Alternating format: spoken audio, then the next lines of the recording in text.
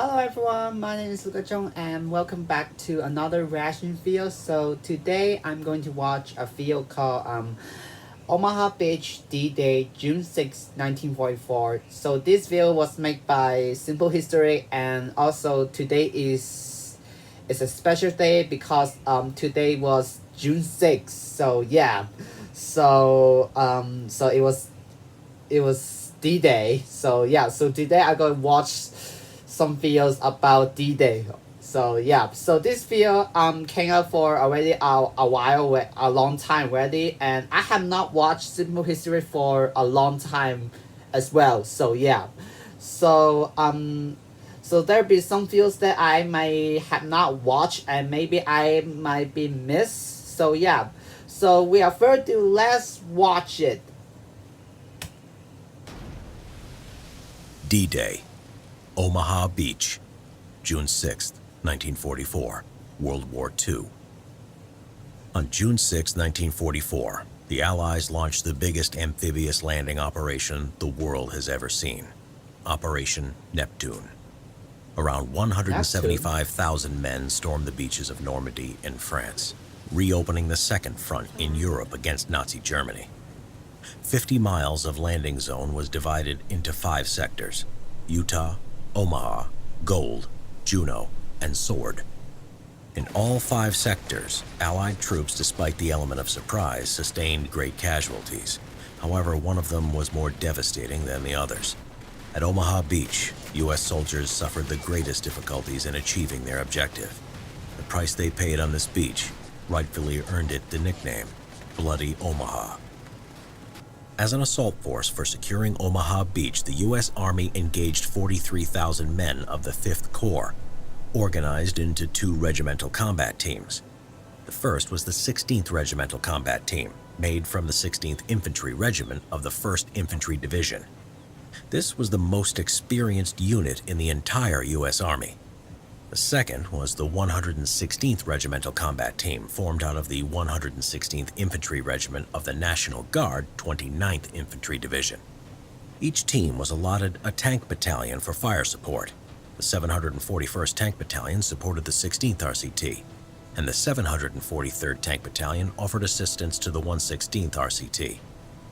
Both groups also included engineering teams whose task was to breach German obstacles on the beach.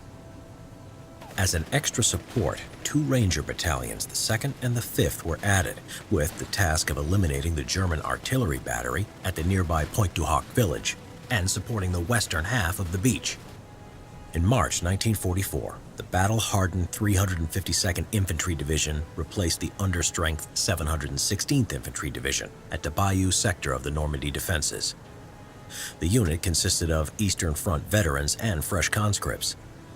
It consisted of 3 regiments: the 914th, 915th, and 916th Grenadier Regiments, reinforced with the 726th Infantry Regiment of the 716th Infantry Division.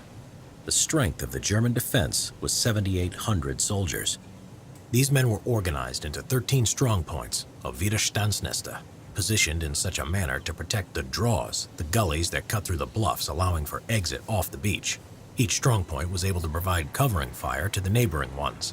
The assault sectors at Omaha were codenamed by the U.S. Army from west to east as Charlie Dog, consisting of green, white, and red sections, Easy green and red sections, and Fox green section. The plan was for the 116th RCT to land at Dog and Easy green sectors, and for the 16th RCT on Easy red and Fox green. As it turned out, as the battle unveiled, the situation on the beach made the plan completely futile. Between 0200 and 0300 hours on the morning of June 6, 1944, the Allied fleet arrived off the coast of Normandy. As they reached the transport area, soldiers embarked transport ships on waves that were up to 6 feet tall. As they were moving towards the coast, they had the expectation that the Air Force and the Navy had already prepared the field for their arrival. The truth was completely different, as both bombers and naval artillery missed their targets because of bad weather. Not a single strongpoint was destroyed when the first assault wave appeared on Omaha Beach. Infantry couldn't even count on amphibious Sherman tanks that were supposed to provide covering fire on the beach. Out of the 29 tanks of the 741st Tank Battalion sent in the first wave, only 2 managed to reach the beach. Oh. Others sunk to the bottom of the channel as the high waves were too much for their flotation screens. Bad weather conditions also forced the landing craft to disembark troops further from the beach than planned. In some cases, the soldiers had to jump into water that was over their heads. Those who didn't drown had to make great efforts to reach the beach, fighting with big waves while wearing heavy equipment. Most of them were too exhausted to advance through the beach obstacles. To make the situation even worse, assault troops were exposed to German fire as soon as the ramps on the LCVP were dropped. Exposed to fire from deadly MG-42 machine guns, 76mm field guns, 50mm mortars, and mounted 50mm guns, many soldiers were killed instantly before they even jumped into the water. Just like Saving This wasn't Private the end of it Ryan. for American assault troops, as low tide and strong wind caused the landing craft to land east of their designated zones. Of the 9 companies of the first wave, only 2 landed where they were supposed to. Others were lost as they found themselves on terrain they were not familiar with. With the command structure broken, and only with a few tanks to support them, the American soldiers were forced to organize ad hoc units and to act on their own. At 0700 hours, the second wave approached the beach. They were expecting to land on clear terrain, but were welcomed in the same manner as the first wave. By 0900 hours, casualties were around 50%.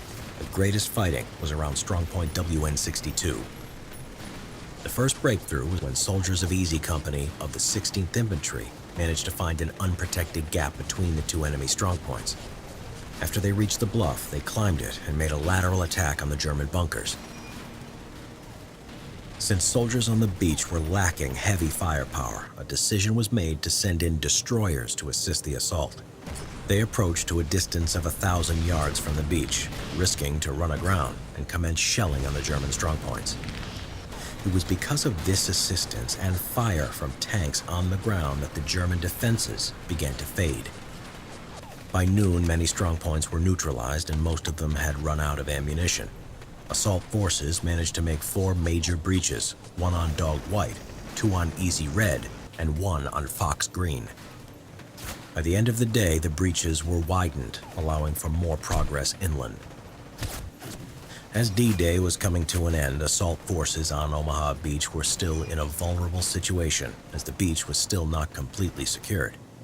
Fortunately, Allied air power managed to cut off German reinforcements, and other sectors had more success, so German forces weren't able to counterattack. The 16th and the 116th Regimental Combat Teams managed to put under their control a piece of territory 10,000 yards wide and 2,000 to 3,000 yards deep. For this small area, they paid a great price. 2,000 to 5,000 had been killed, wounded, or missing in action. It was only after 2 days that the initial D-Day task was complete. The beachhead was secured, and a connection was made with Gold Sector. Of all 5 beaches, Omaha was the only one where Allied troops were put in danger of a complete defeat. It was because of the improvisation of the men on the beach that turned an initial disaster into an eventual victory.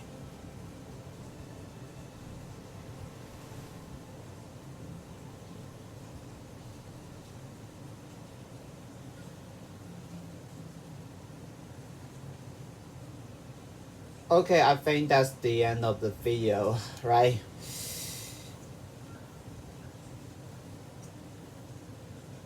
Yep, it is. Okay, wow. Wow, okay guys. So that was the end of the video. I have something that I'm really confused about.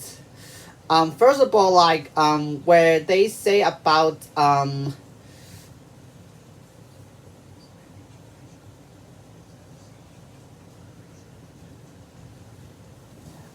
there's something that I'm really confused about. Like at the beginning they say about there's an operation called Operation Neptune. I was like, wait, what? Like wait, it should be Operation Overlord, right? Not Neptune, and like I never heard about Operation Neptune before, and I don't know what it is, but I only know that in D-Day, the operation of D-Day was Overlord, and I have no idea what kind of name is this Neptune is. Um, yeah, and I saw, and actually I saw some of the scenes just like Saving Private Ryan, and like just like the movie where they say that like most of the soldiers are already killed when the boat dropped down, just like the movie. And also like I really didn't know that they actually have tank support on D-Day, because like I watched Saving Private Ryan. I did not saw any like tank vehicles on the movie when they doing the beach line. All it was infantry. And when I playing Call of Duty World War Two, there's some part there where the mission of D-Day. I saw there's some tanks or some half tracks tanks or destroyed, but I really not sure about that. I was so confusing about like wait the are there tanks and vehicle support during D-Day like this, because I'm really not sure. I only watch it from movies. So yeah, but right now watching this, I may know more about it, and I really didn't know that like they actually have tank support, but most of the tanks are sank on the channel, and I think that maybe it was because maybe the tank is overweight, like maybe the tank is too heavy and cannot carry it, so maybe will cause the sinking above the channel. I don't know, maybe like that. Alright guys, so I'm going to end the video here, so I hope you guys enjoy. If you did, please leave a like and share to friends. Also, if you guys want to see more, please subscribe my channel, click the bell button so you know when I have new videos come out. So if you guys want to check out the original video, link will be in the description down below. It was made by Simple History. Make sure to check out the channel and subscribe the channel as well. So yeah, once again, thank you guys so much for watching, and see you guys in the next video. Goodbye guys.